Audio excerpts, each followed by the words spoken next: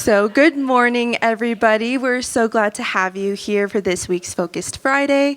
My name is Eliza Peacock. I'm the Diversity, Equity, and Inclusion Director for the Business Council. I'm so excited that you guys are here today. We're focusing on a very important topic. So this is the second year that we've done this forum on business, race, and society, and we're very, very excited to welcome some amazing guests. I'd like to welcome Dr. Ross Peterson to the stage. He's a long-term USU history and Huntsman School professor. He's going to tell us a little bit about how this event got started and why it's important. So let's give him a hand.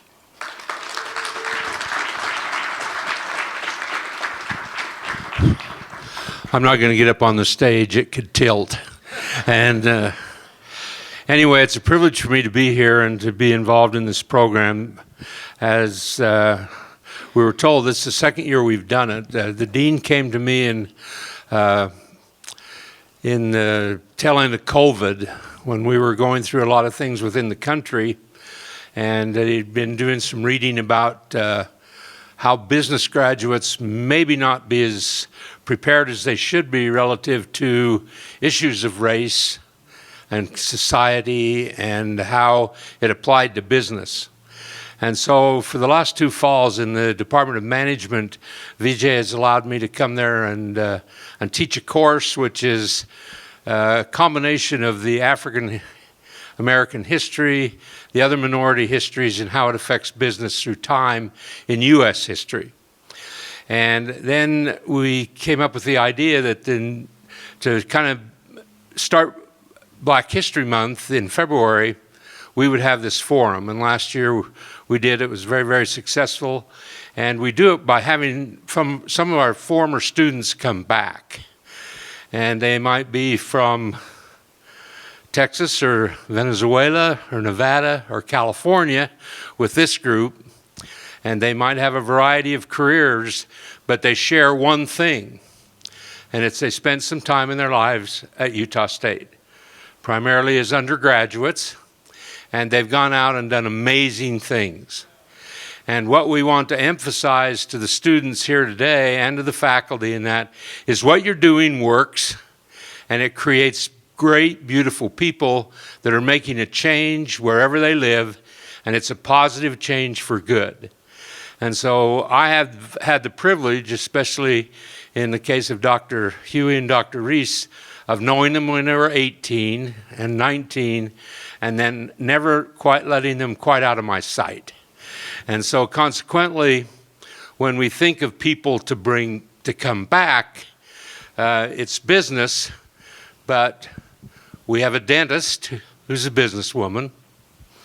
We have a graduate of the MBA from Venezuela who is a businessman, and we have a child psychologist who is a businesswoman. And we have a great moderator. So I'll turn it over to you, sir. You good? All right. So, thank you so much for those words, Ross. And thank you to the Business School for having me here to moderate this discussion. I'm honored, honestly, to be here. I think this is a critical topic, not only in the context of where we're at in this world today, but also specifically in business.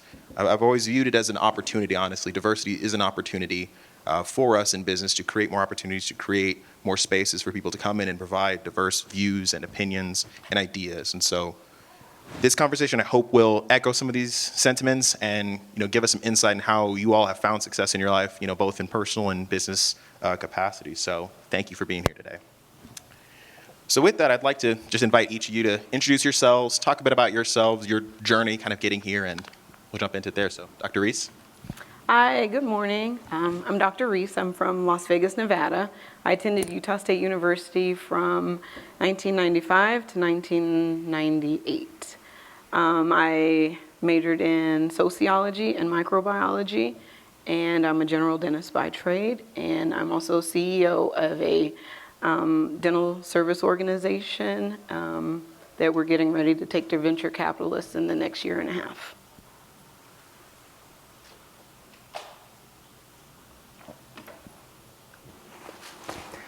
Good morning, everybody. My name is Oscar Marquina.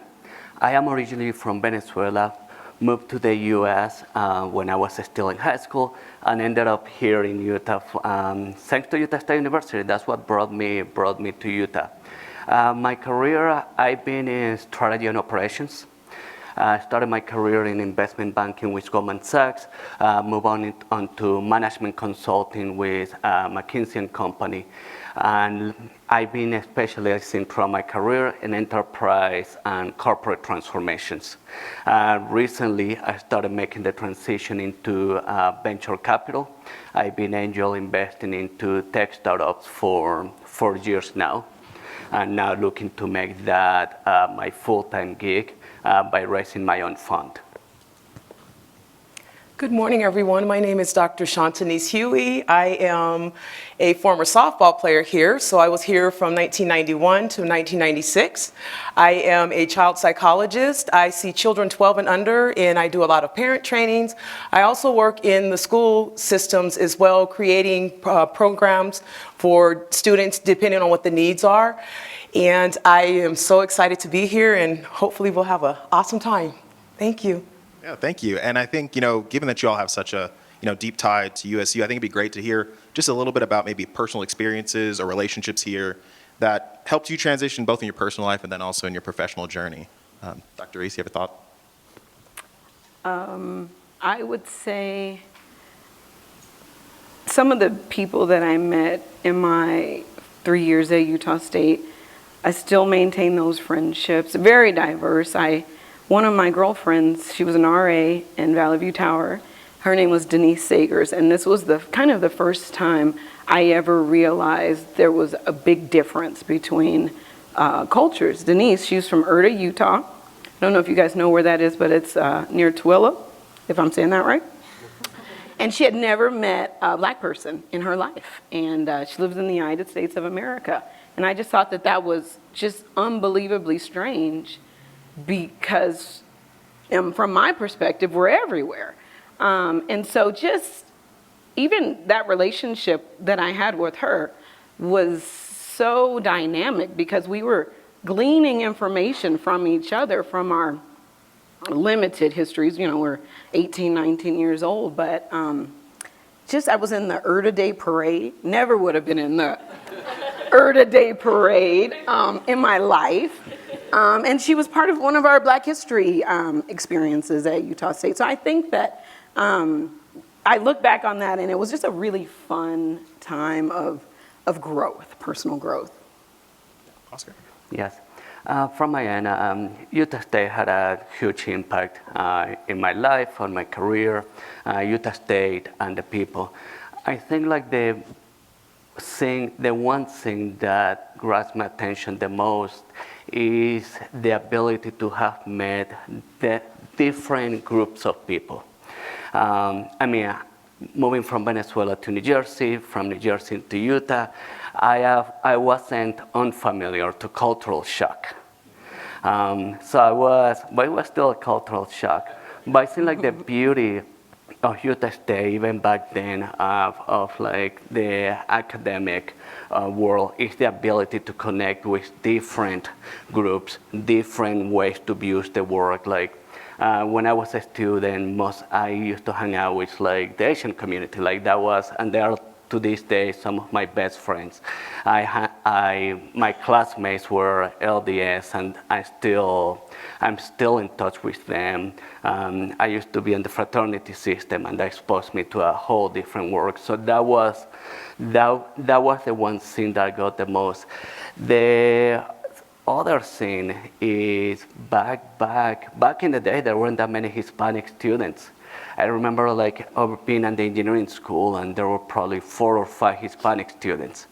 I remember we trying to start a club for Hispanics, and it was hey, it's just the 5 of us, probably not hey, we don't have enough critical mass to go ahead something with that, to go ahead and do something like that. So that is really struck that passion to start getting involved in D&I post-college.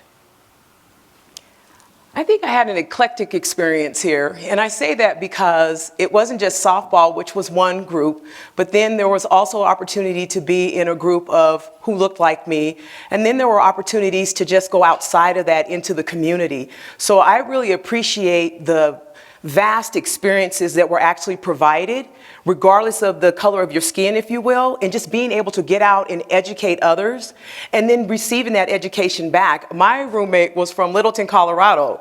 And so it was just really interesting to be from California and then have this person from Colorado. We're totally different, but then as we just continue to get to know each other, we found that we have a whole lot in common. So it was a really neat experience just to still be friends to this day. Matter of fact, I'm going to her wedding in August. So it's just been an amazing experience to be at Utah and to be able to dabble in different pieces of Utah and kind of leave your handprint along the way.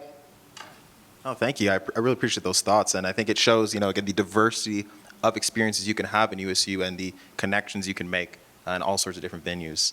Oscar, I wanted to follow up with you on kind of talking about this, being exposed to new environments, coming from New Jersey to Utah, or Venezuela to New Jersey to Utah, and then also, making this transition from an organization like McKinsey to kind of a private effort. So could you talk a bit about that journey and how you made those decisions, some of the things that led to that, and what you're doing today and why that kind of was the next reasonable step for you? Oh, wow. How much time you got? We have at least another 45 minutes. All right.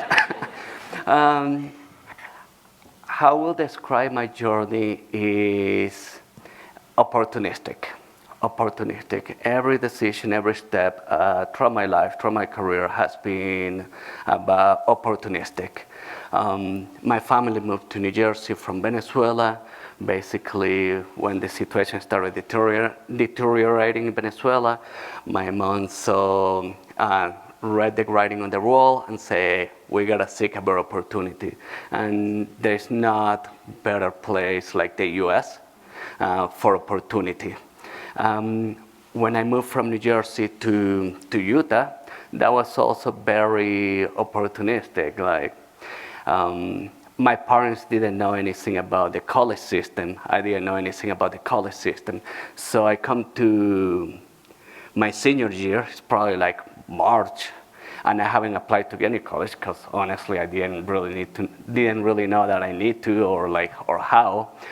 So by the time that I applied, Utah State University was probably one of the only few schools taking applications. I'm probably the only one that accepted me. So it worked out really well because the engineering program was top-notch engineering program. So I really lucked out that way. Even though it was serendipitous, it really had a huge impact. But the other aspect to that is at the time I was undocumented. So my abilities for scholarships or even my abilities to get jobs once I got out of school were zero. By the time that I actually got my work papers, I had an employment gap so big that was basically unhireable. With that said, I was fortunate to have built a network, to have built a reputation that with a lot of work, with a lot of calls, a lot of networking, I was able to land a job with Goldman. And that was thanks through a person, a managing director that I met when I was giving a talk. And that has been the tone throughout my career. Every step that I have made is because it has provided me a better opportunity. And every transition that I have made has really happened because of supported people around me. Did I answer or did I miss something? Oh, yeah, McKinsey to venture capital. Yes. The theme around my career has really been around enterprise transformation, corporate turnarounds. I work in financial services, oil and gas, restructuring billion dollar plus companies. The largest program that I ever managed was a $1 billion program, 200 people. That said, when I was at McKinsey, McKinsey was amazing, providing me opportunities to do things around D&I and things that I was passionate. So I started at a group called the Hispanic Economic Forum.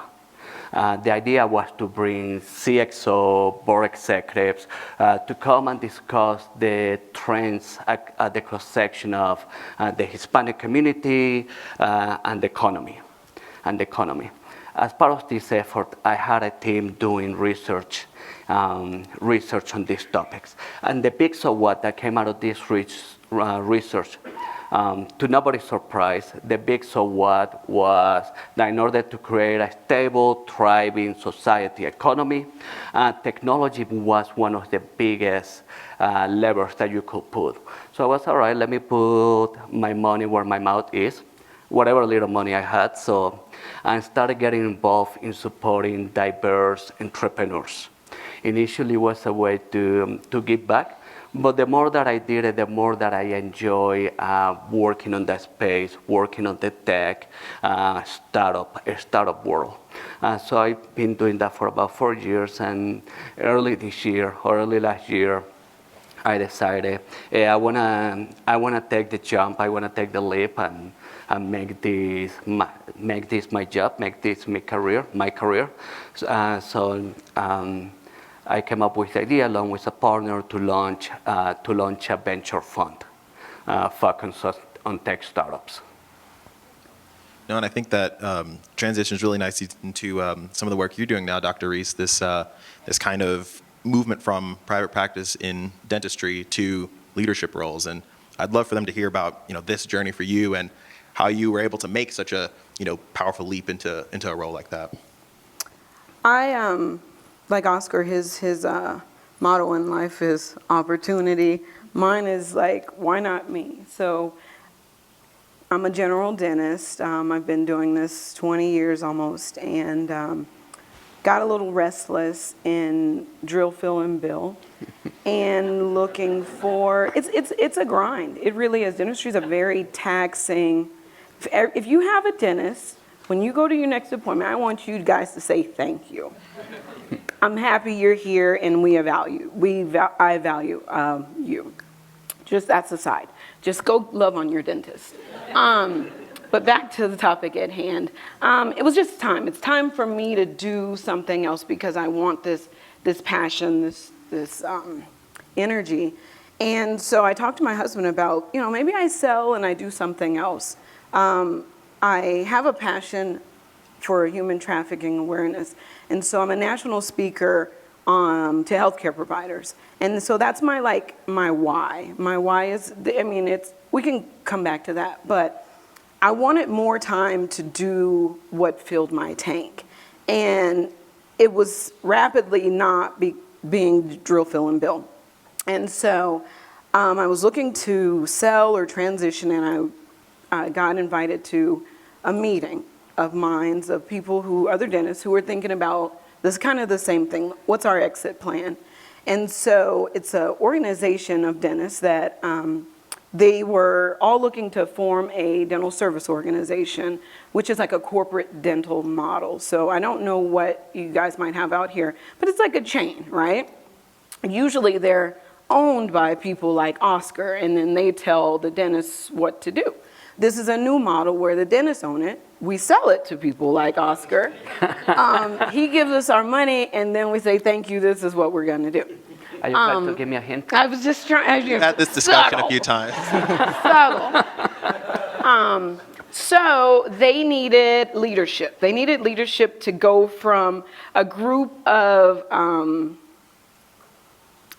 ragtag kind of individual dentists to a real organization. And I've served many roles in dentistry. I've been a dental director for major insurance companies. I'm part of a women leadership group. So I put my name in the hat with my resume, which is padded a lot of things that I've said, why not me, And so I was the best fit for this position for a lot of reasons. I am in a male-dominated, Caucasian male-dominated, conservative profession. And so typically the higher up in the corporate structure you go, the less diverse it looks, kind of universally in the United States. And so I appeal to these C-suites because I have a very similar mindset, have a very similar passion for profit and power, and I'm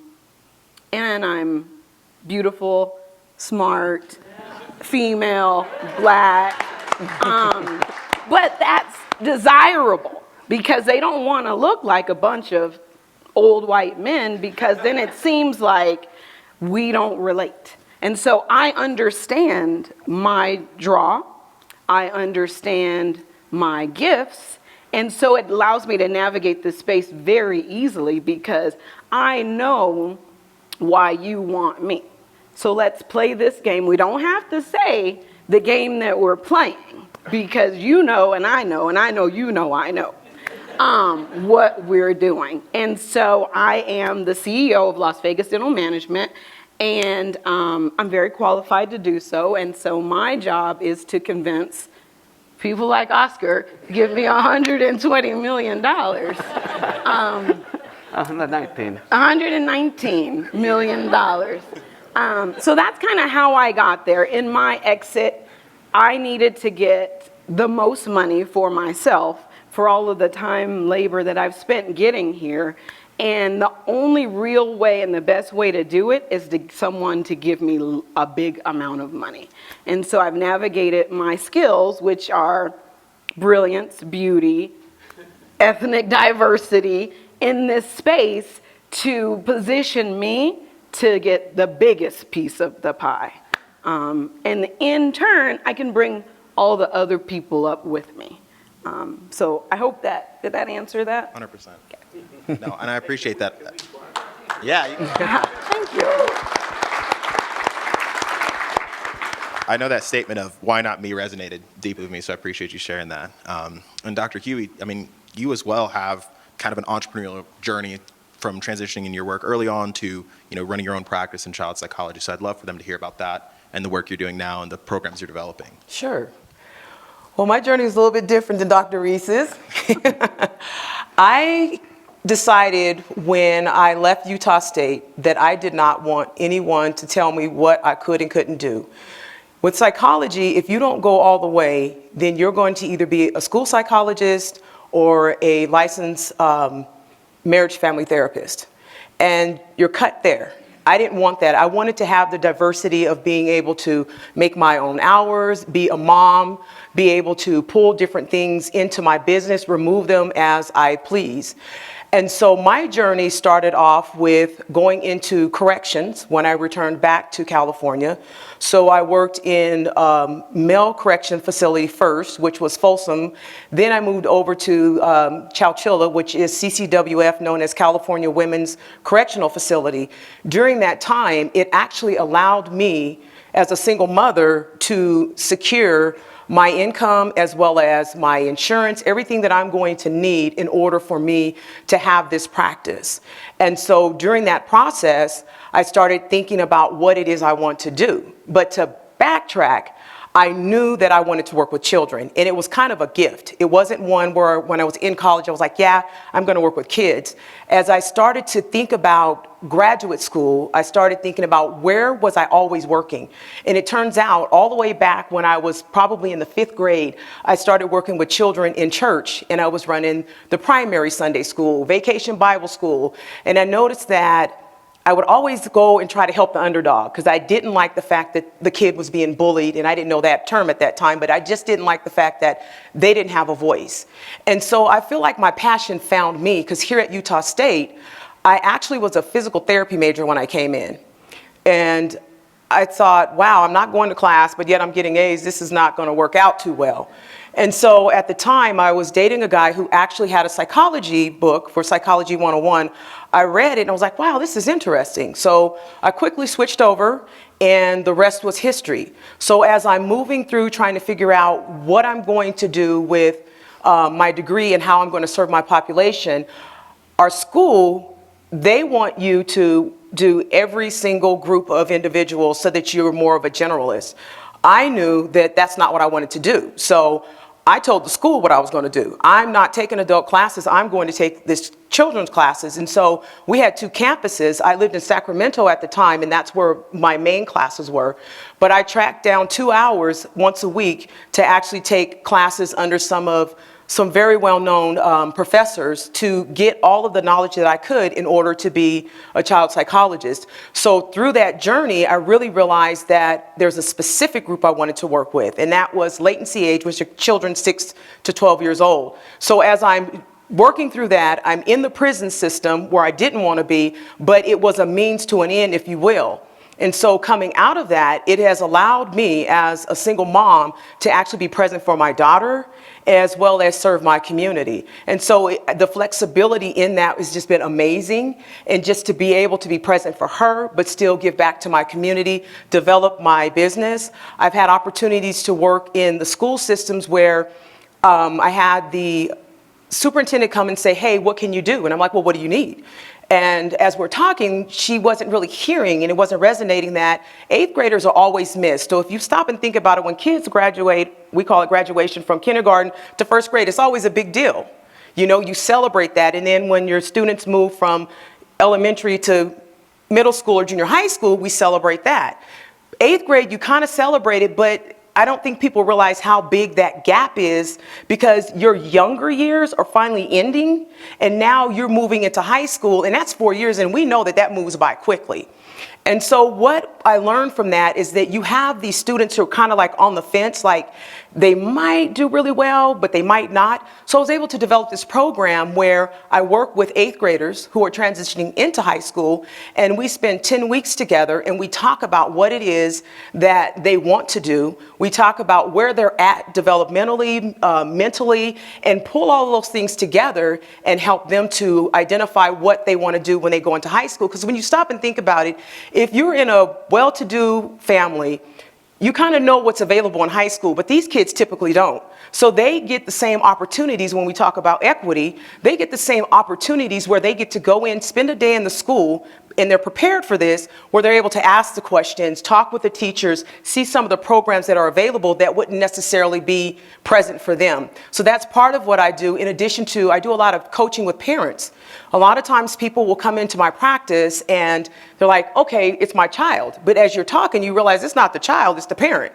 So it's talking with the parents and helping them to understand that there are so many different phases of growth. Like we know, okay, our children go from, say, 5 years old to 10 years old to 15 years old, right? But as parents, we kind of go on autopilot, and we don't realize that we need to be shifting and moving with our children in order for them to keep growing and developing. And so that's part of what I do, is teaching parents how to be intentful in their parenting. And if you want your kids to be a certain way, or you want them to move a certain way, then guess what? The adjustment needs to come from you first, being that model. So those are some of the things that I do in addition to just the therapy with children as well. And that's allowed me to build my business and pull from a lot of different areas. So one of the things in my practice that I set aside is actually working with Medi-Cal, because Medi-Cal in our community would be low income and they wouldn't necessarily be able to pay for my services. So there is always that core that I try to work with. And then not only that, as I go into the community trying to provide services for families to talk about life skills and different challenges that they may be having that they wouldn't typically have access to.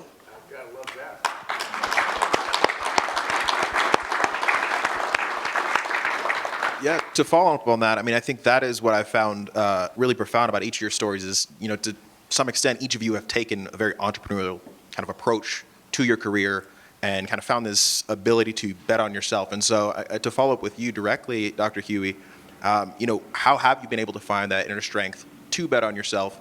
And has there been any experiences you would say, you know, in some of your work with these students in these transitional journeys that maybe our students can reflect on to find a way to get into this kind of next step in their life, if that makes sense? Okay. Repeat that one more time. I'm going to make sure I answer that correctly.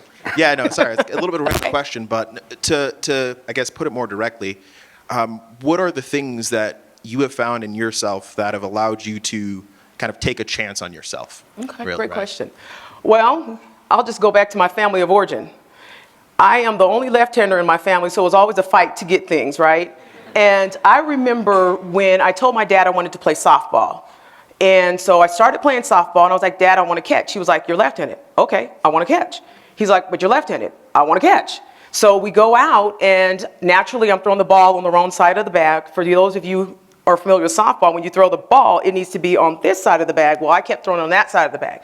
So he's like, okay, just you need to find another position. I'm like, I'm not doing that. So I think there was just this natural drive in me that you can't tell me no. And I'm going to find a way to make it happen. I'll think outside of the box. And if it doesn't work, I'll pull this piece from here, I'll pull that piece from there, and I'm going to pull it together and make it work. So I think when you talk about betting on yourself, it's knowing that I have the ability to make something happen even when it looks like it can't happen. 100%. No, and I think that reflects as well, what you're saying too, Dr. Reese. And so to you as well, what are some of the strategies you've taken in your life to, for example, when you're at a university and encountering a tough situation, a tough class, how have you been able to kind of persevere through those moments and move on to that next phase in life? I am a firm advocate of office hours and getting to know your professor and taking that one-on-one opportunity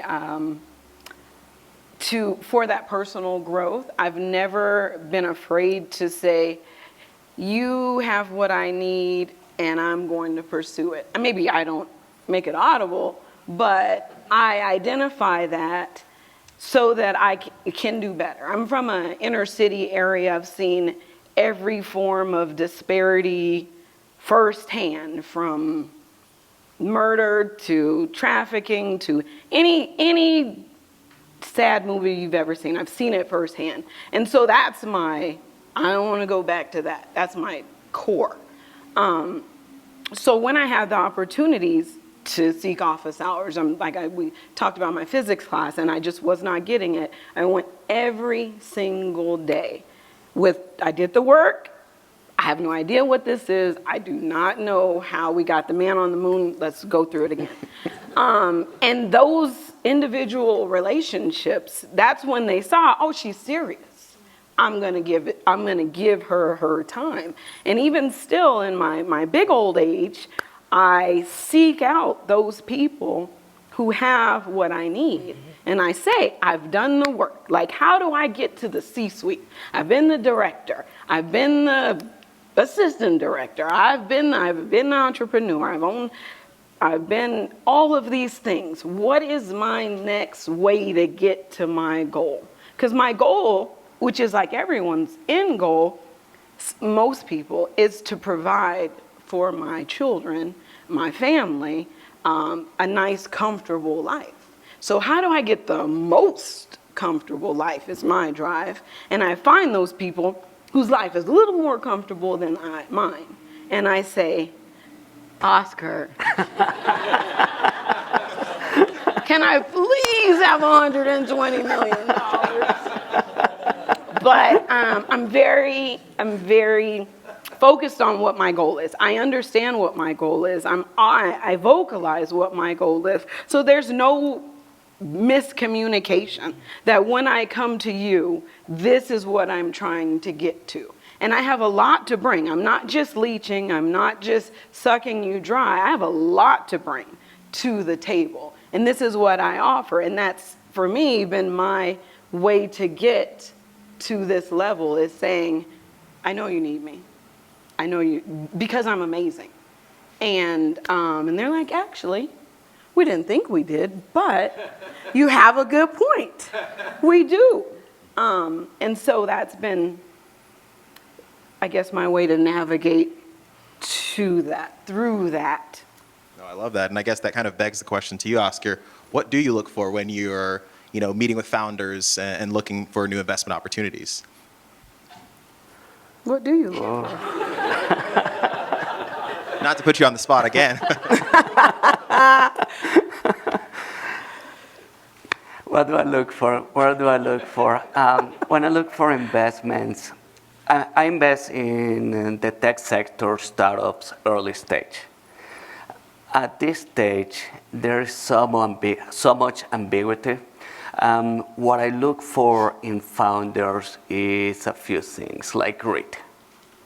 I think that's probably like the number one thing. When you're starting something from scratch, You're taking a leap. You're gonna have many falls. You're gonna run into many roadblocks. So having a founder that's willing to navigate that journey, that has the grit to overcome those obstacles, to not get dissuaded by no's from investors, from customers, for dealing, to overcome and deal with like all the headaches that come with starting a business. I think like that's the number one thing that founders need, in addition to obviously like industry experience, a track record, like the right metric, the right valuation. But yes, that's The high-level version. Yeah. No, I appreciate that. And I guess, related to that, diversity and inclusion have been kind of a core tenet, I would say, of some of your career opportunities. And so, in your perspective, what role do organizations and corporations play in increasing diversity, equity, and inclusion? Ooh, excellent question. And the reason I think it's an excellent question is because my view have evolved significantly since early my career. Early my career, like my view of D&I and the role of organizations was really focused on opportunity for POC, women, gender diversity. And that said, my view has shifted significantly, especially as I became a manager, a leader of leaders, an executive. I came to realize that diversity has a very wide spectrum. It is often defined as, yes, people of color, gender, LGBTQ. That's our population is so diverse that there is more to that. There is disability, veterans, like white men also have their challenges. There is people that grew up in rural areas or white poor neighborhoods. So as a business leader, as an organization, you gotta realize what is your constituency and create, number one, an environment where everybody feels welcome, feel they can contribute, and feel that they can progress, while still creating those spaces where communities can meet. Like people wanna meet people that are like them. So creating those spaces for POC, women, like veterans, while still maintaining that inclusivity environment for everybody. So that's one, internally looking for organizations. The second role the organizations plays is understanding their place in the world. And when I mean that, is like, what is the impact that they have with their customers, with the society where their operations are, or what are like the other impacts that they have, and understanding that. And let me tell you a little bit about the anecdote. I was doing an event for board members of public companies. And the conversation was around what was the role of companies on ESG, environmental, social, and governance. And what I found interesting that day, that conversation, and was a aha moment for me, was that there were basically two types of groups in that conversation. There were the companies that had very large population, very large bodies of employees, or 100,000, 200,000. And there were like also the companies that serve consumers. So that was one population, and they came to a different insight. The other population was companies that were more B2B, a smaller set of populations, still public, but they didn't interfere with the consumer as much. And what the consumer companies came, like how they saw their role in ESG was really to understand what did their consumers want, what did their employees need, and tailor the ESG efforts in regards to that. Now, on the other side, these B2B companies, enterprise solutions companies, their focus on ESG was really driven by their investors. What those and their customers, which were other companies. Not wrong, neither of them are wrong, Both are great. It's about understanding what is your role in society and tailoring your efforts around that, because you cannot be everything to everybody, and you gotta pick and choose, like what are the battles that you can fight and where you can have the most impact. I really appreciate that perspective. And I'm curious then, Dr. Huey, from your side of things, you intersect a lot with the education space, at different levels. And so how do you see kind of the role of the education system, in a sense, in increasing diversity, equity, and inclusion? Wow, that's a tough. Yeah, you can narrow it down if you need to. Yeah, Bring the it's scope a down. tough question. It's so much going on in the education world, and that's part of the reason why I actually got involved in that. It was really interesting, just to kind of digress a little bit, if you will. I was sitting at my daughter's basketball game, and there were some students that were below me, and they were African-American students. And they're talking, and I'm hearing them talking. I'm like, wow, kids talk like this now?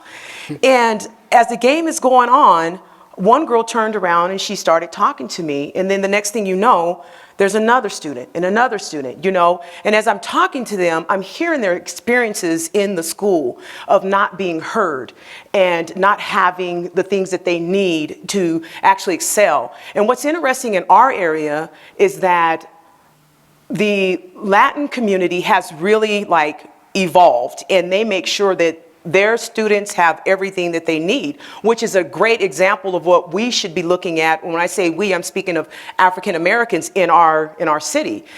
And so I'm listening to these students talk, and I'm like, wow, there is so much that is lacking here. How do we, as community members, as leaders in the community, how do we address this? And so that's where I come in to look at what's happening and start looking at the community leaders. So when I get back, for example, to Modesto, I have a meeting with, her name is Fallon Ferris. She actually went to Utah State. She is our equity coordinator for the Modesto City Schools. So her and I have been meeting, and we're talking about what's going on in our community with the older generation, if you will, that the younger generation is not moving forward when you're talking about African Americans. And so her and I are now working on creating this community or a group where we're going to start looking at these different pieces that are missing within the school system for our African American, and of course, people of color in general. And so it's just looking for those opportunities of how you can navigate yourself into those spaces and making sure that I am having these conversations with the superintendent, the assistant superintendent, making sure that I'm showing up in those spaces, being the best person that I can be in representation of who I am reflects on those that have come before me, and hopefully for the future, hopefully opening those doors up and continuing to listen to students and hearing what their needs are and how I can go ahead of them and maybe bring some type of connection, if you will, for the students and to get them the things that they need.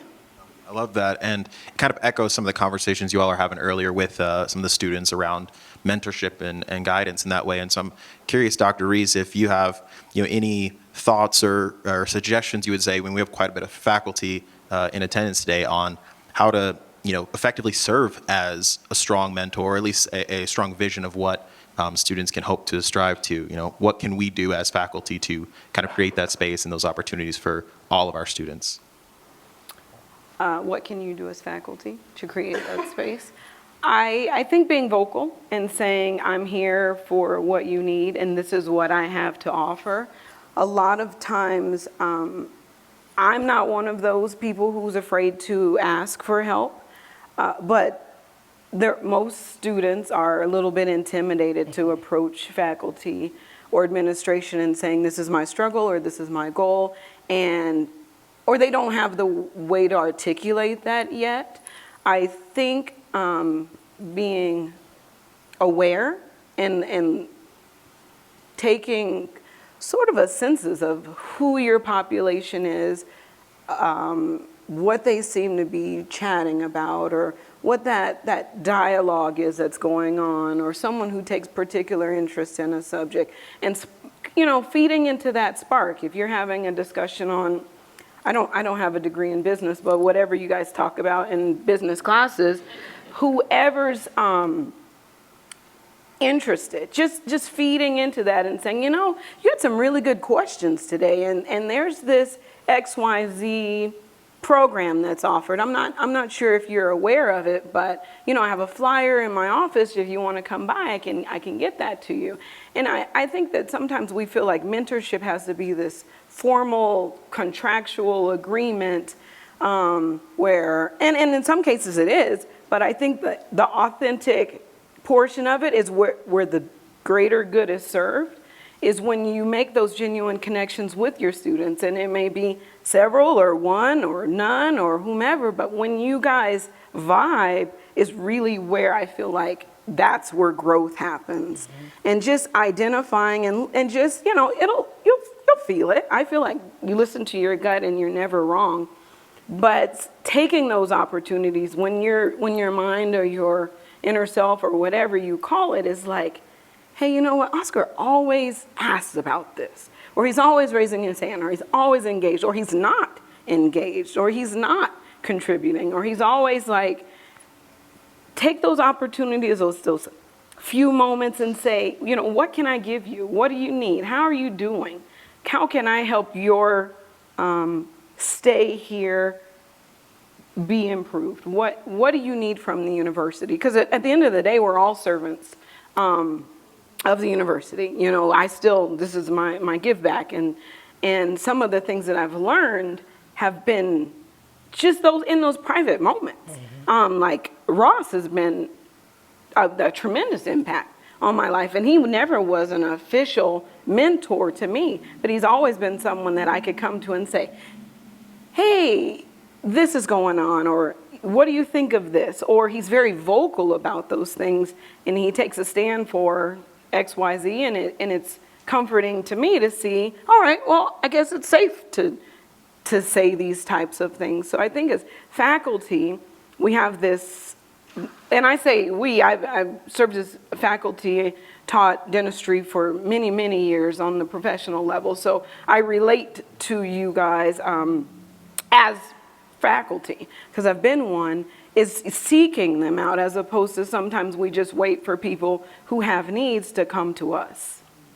No, I appreciate that. I know that's personally impactful. So, and kind of on the flip side of that, then, Oscar, I'm curious for the students, as they step into the business world, right? They're going to be new employees, junior employees. They don't necessarily have the kind of confidence, maybe. And so, how can they learn to step into that space and kind of command that space for themselves, right? To effectively self-advocate. What are some of the things that you did to so quickly move through, your company and into leadership positions?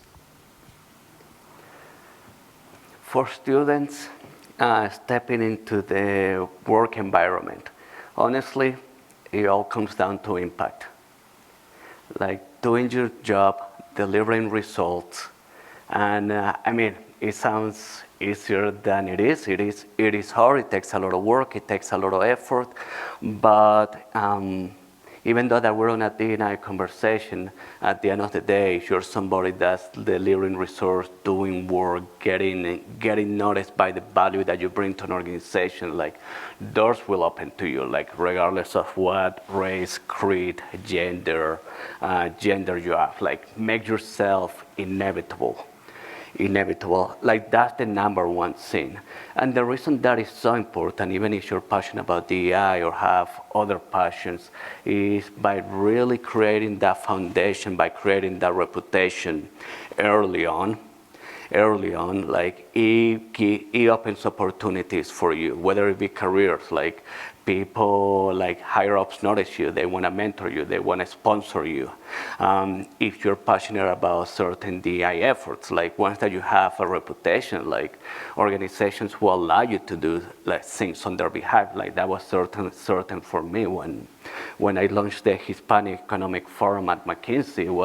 It wasn't because I was Hispanic, it's because I have delivered value to the firm, and they were willing to give me $100,000 on the first year, and the next year it was $1 million budget. So, but you gotta deliver results first and foremost.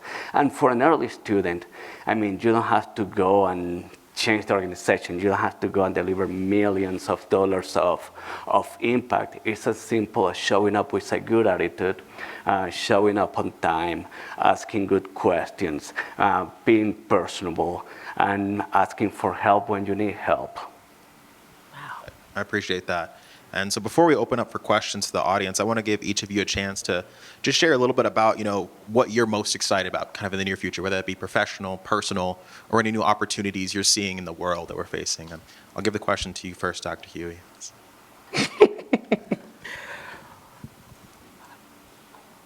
I think for me, I'm the bleeding heart up here, of course. I just really think about our children. They definitely are our future, and I think about what can we do to make this world better for them? How can we give back? What opportunities can we provide for them to be their best selves? I think about the pandemic and how much has been lost. Identity, not the lack of socializing, so much has been lost. How do we rebuild those things in order for children to actually see differences, appreciate differences, bringing those things in? So I think for me, going forward, it's being able to get that message out. And so one of the pieces that I've expanded in my business, of course, is to start doing more public speaking and looking at what are some things that are going on within the different communities where I can speak about those things and try and build connections in those communities where they can continue to do those once I move away from that. So in essence, my goal is to try to help communities create community and have a voice is what I'm hoping to create. I love that. Oscar? Well, I'm excited about the future. Yeah, what gets you motivated? What gets me motivated?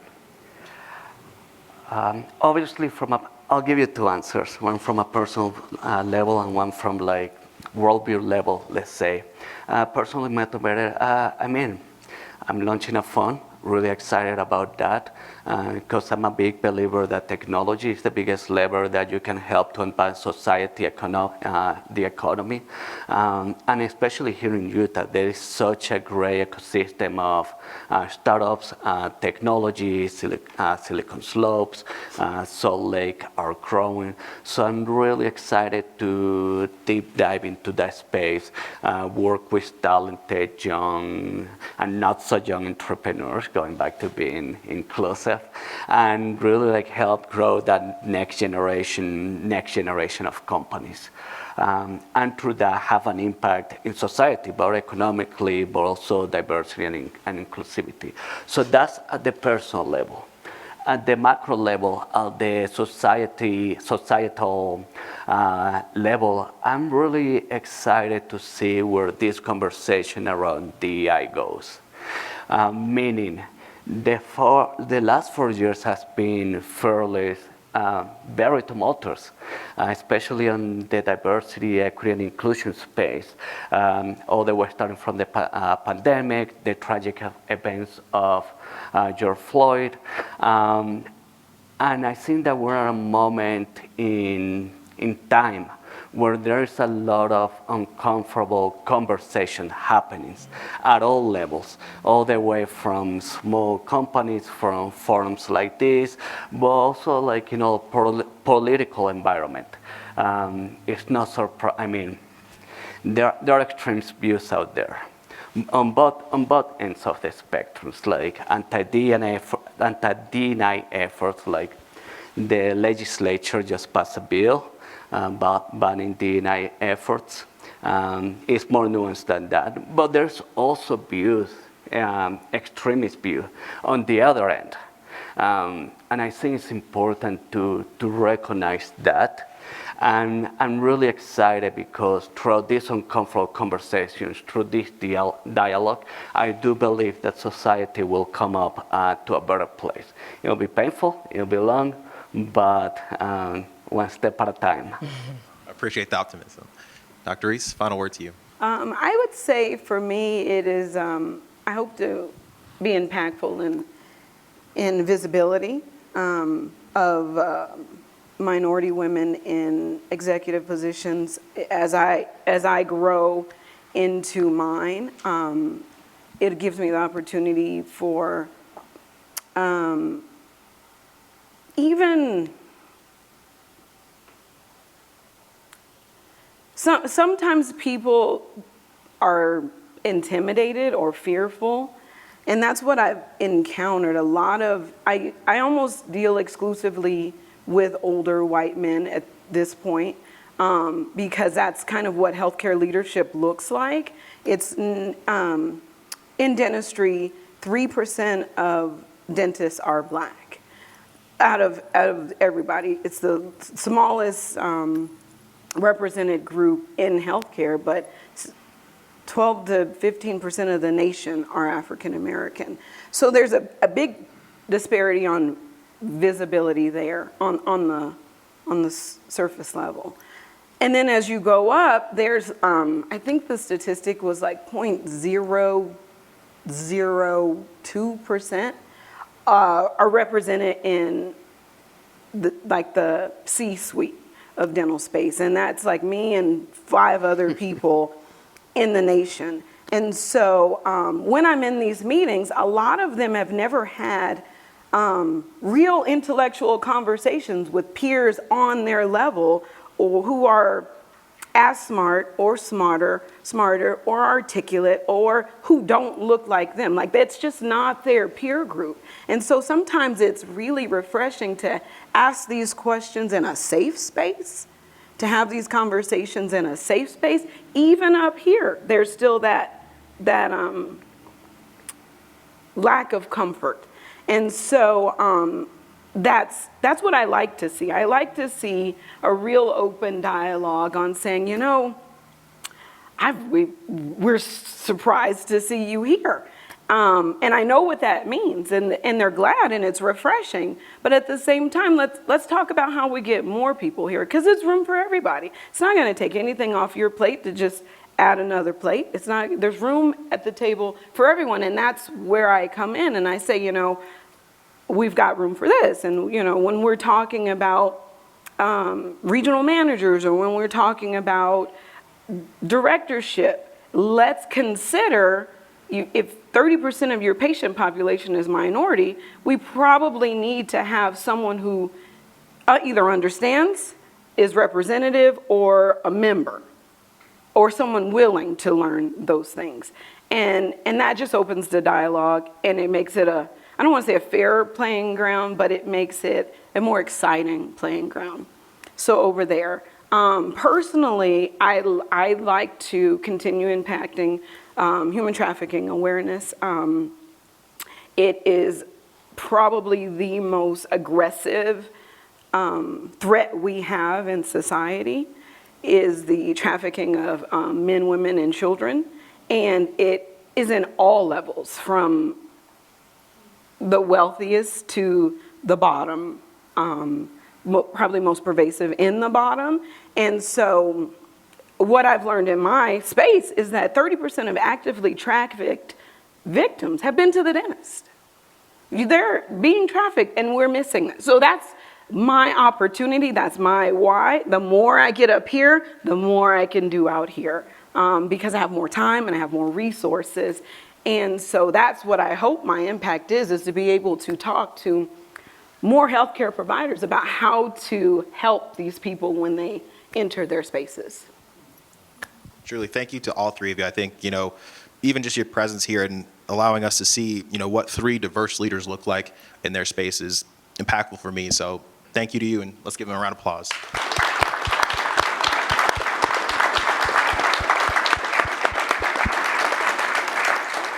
So we've done decently well on time, so we have time for questions. So if you have questions, raise your hand. I think Eliza can run a mic to you. So please state your name and then provide your question. Not everybody at once, though.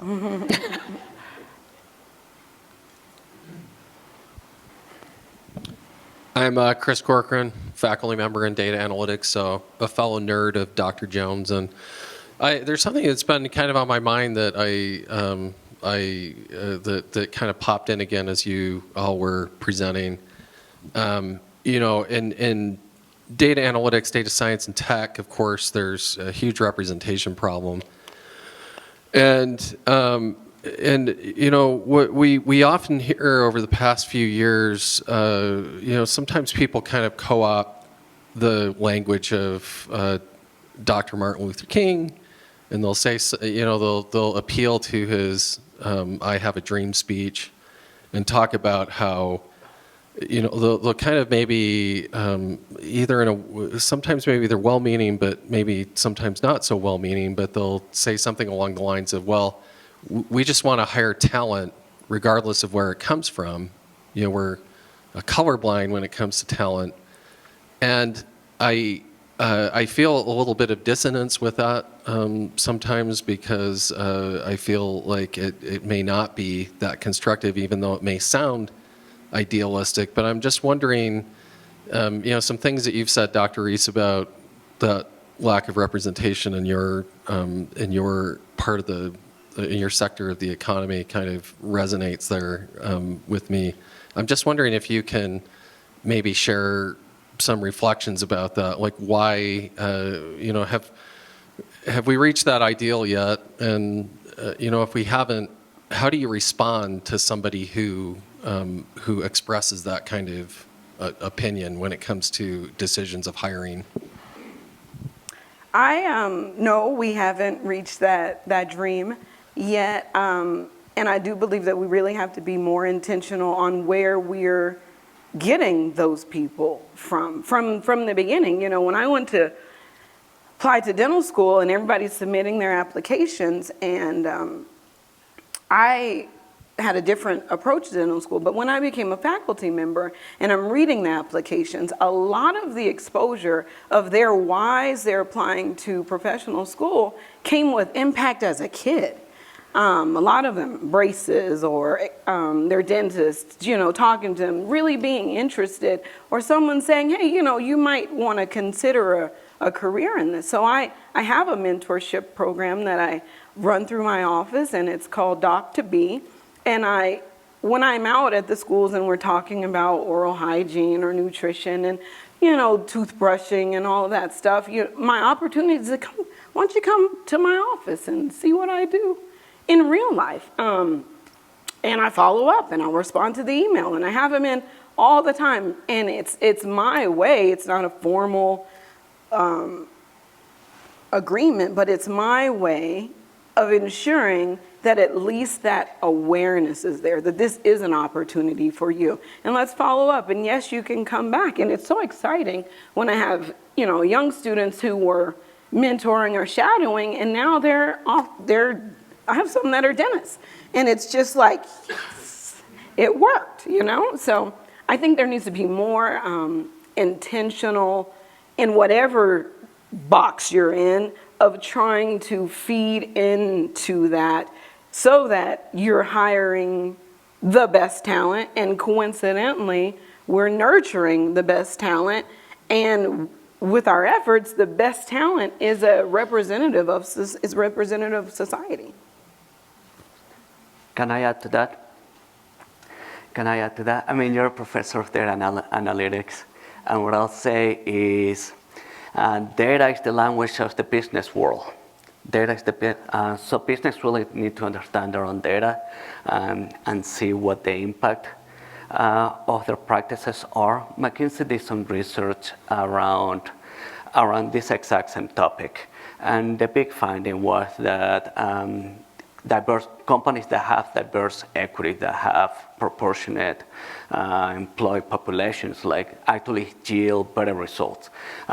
Better stock prices, better bottom line, etc. I don't have the numbers at the top of my head. So I think at least on the public company space, more and more companies are waking up. I think that companies that have this mentality of we are colorblind are tending to be the exception. I mean, there's still plenty out there. I can give you a couple of stories, but they're becoming the exception. And I think the great thing is talent strategy. Talent strategy is truly evolving, and the understanding of companies of what does it mean to hire diversity is evolving. From a personal perspective, like some of the tactics that I really saw work was we didn't focus so much on outcomes, we need X percentage. We focus on the process. of diversity, making sure that we had access to diverse talent pools. And that meant we gotta go outside the pools of talent that we normally hire. We gotta go to different companies, different organizations, making sure that the hiring process, like 50% of the talent pool is going to be diverse candidates. And I'm not talking just about people of color, but like veterans, etc. And that the interviewing panel, it is our form of diverse managers. And throughout those steps, like we actually start seeing better outcomes.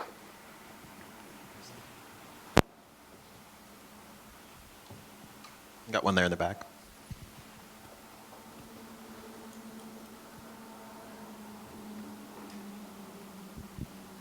Hey there, my name is Dwayne Goodrich. I'm studying social work here at USU.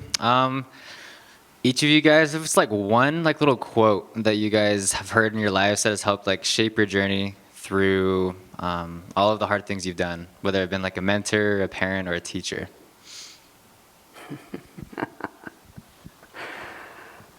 I guess I'll go first. If you walk down those stairs, there is a quote that I actually go by. They're mighty things. Whatever your background, whatever you want to accomplish, like have a bold vision. Dare to fail, dare to try it, and eventually you'll get there. Mine came from my grandmother. She was a self-made woman. She actually put herself through nursing school, and she sat me down when I was young and she said, "Baby, get your education, because that's one thing that no one can ever take away from you." And so as I went through my career of academics, when it got hard, I could hear her voice in my head speaking to me, and it was just such an inspiration. I'm gonna quote myself, and I say, why not me? That's mine too.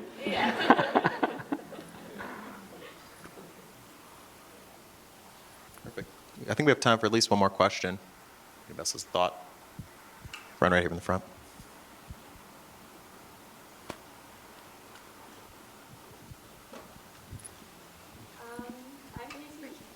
I was like, okay. I'm Casey Larson, also a social work student as well as an accounting student. And I probably have the most basic Utah history of all time. And as you can see, hopefully the Valley's gotten a little more diverse since when you were here, but there's still a lot of progress to be made on that. What are ways that we can support the diversity that is here and try and encourage more of it? I think Ross was telling us that 40% of Logan High School are people of color. So if you're not reaching out to that talent base now, they have no reason to believe that they're desired or that they're wanted or that they're valuable. And I think they all have siblings in middle school and elementary school who are probably equally diverse. And so as faculty, as teaching assistants, as students, as whatever you guys are, doing whatever you're going to do, this is a perfect opportunity to, I guess, change the playing field to look like what you want it to look by approaching the talent to stay within. Instead of, they're going somewhere. Clearly they're not coming here. Why? Why is it still the same mix of people? And if it's not coming from Logan, why are we reaching out to surrounding areas? I was recruited from Las Vegas, so there's opportunity, there's funds, and there's time to go out abroad and find those people and entice them to come so that you can change the landscape of Utah State. And I'd like to add to that, I think it's important for faculty and students to ask yourself, do you want diversity, and what does that look like? And what thoughts that you may need to change in order to accept that and bring that in? Because it's one thing to get diversity here, but it's another thing to maintain it so that it can grow and continue to go beyond. Yeah, I'll say, USU has changed its night and day from when I went to school.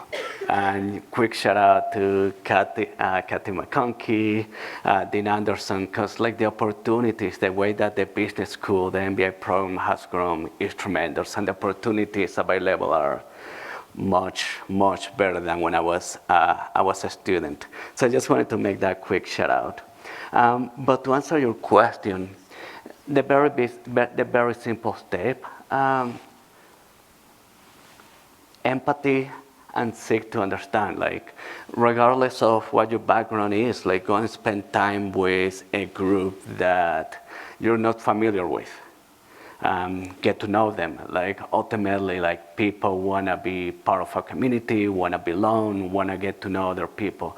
And the way to close these gaps, this divide, is really to like getting to know each other. Mm-hmm. So like the very basic thing that can be done is that. All right, well then, on behalf of the Huntsman School, I want to thank you again for just being so generous with your time, sharing all these thoughts. So let's thank them one more time.